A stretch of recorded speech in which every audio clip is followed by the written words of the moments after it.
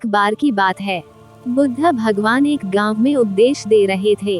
उन्होंने कहा कि हर किसी को धरती माता की तरह सहनशील तथा क्षमाशील होना चाहिए। क्रोध ऐसी आग है जिसमें क्रोध करने वाला दूसरों को जलाएगा तथा खुद भी जल जाएगा। सभा में सभी शांति से बुद्ध की वाणी सुन रहे थे, लेकिन वहां स्वभाव से ही अतिक्रोधी एक ऐसा व्यक्ति भी बैठा हुआ था जिसे ये सारी बातें बेतुकी लग रही थी।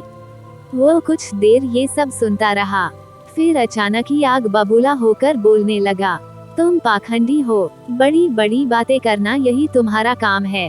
तुम लोगों को भ्रमित कर रहे हो। तुम्हारी ये बातें आज के समय में कोई मायने नहीं रखती। ऐसे कई कटु वचन सुनकर भी बुद्ध शांत रहे। उसकी बातों से ना तो वह दुखी हुए, ना ही कोई प्रतिक्रिया की। ये देखकर वह व्यक्ति और भी क्रोधित हो गया और उसने बुद्ध के मुंह पर थूककर वहां से चला गया। अगले दिन जब उस व्यक्ति का क्रोध शांत हुआ तो उसे अपने बुरे व्यवहार के कारण पछतावे की आग में जलने लगा और वह उन्हें ढूंढते हुए उसी स्थान पर पहुंचा। पर बुद्ध कहाँ मिलते, वह तो अपने शिष्यों के साथ पास वाले एक अन्य गांव निकल चुके थे। व्यक्ति ने बुद्ध के बारे में लोगों से पूछा और ढूंढते ढूंढते जहां बुद्ध प्रवचन दे रहे थे वहां पहुंच गया। उन्हें देखते ही वह उनके चरणों में गिर पड़ा और बोला, मुझे क्षमा कीजिए प्रभु। बुद्ध ने पूछा, कौन हो भाई, तुम्हें क्या हुआ है, क्यों क्षमा मांग रहे हो?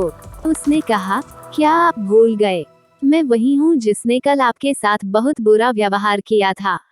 मैं शर्मिंदा हूँ, मैं मेरे दुष्ट आचरण की क्षमा याचना करने आया हूँ।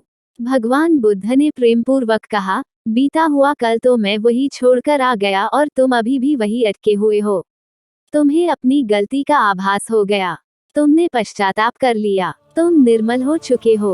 अब तुम आज में प्रवेश करो। बुरी बातें तथा बुरी घटनाएं याद करते रहने से वर्तमान और भविष्य दोनों बिगड़ते जाते हैं। बीते हुए कल के कारण आज को मत बिगाड़ो। उस व्यक्ति का सारा बोझ उतर गया। उसने भगवान बुद्ध के चरणों में पड़कर क्रोध त्यागा तथा क्षमाशीलता का संकल्प लिया। बुद्ध ने उसके मस्तिष्क पर आशीष का हाथ रखा। उस दिन से उसमें परिवर्तन आ गया और उसके जीवन में सत्य, प्रेम व करुणा की धारा बहने लगी। मित्रों, बहुत बार हम भूत में की गई किसी गलती के बारे में सोचकर बार बार दुखी होते और खुद को कोसते हैं। हमें ऐसा कभी नहीं करना चाहिए। गलती का बोध हो जाने पर हमें उसे कभी ना दोहराने का संकल्प लेना चाहिए और एक नई ऊर्जा के साथ वर्तमान को सुदृढ़ बनाना चाहिए।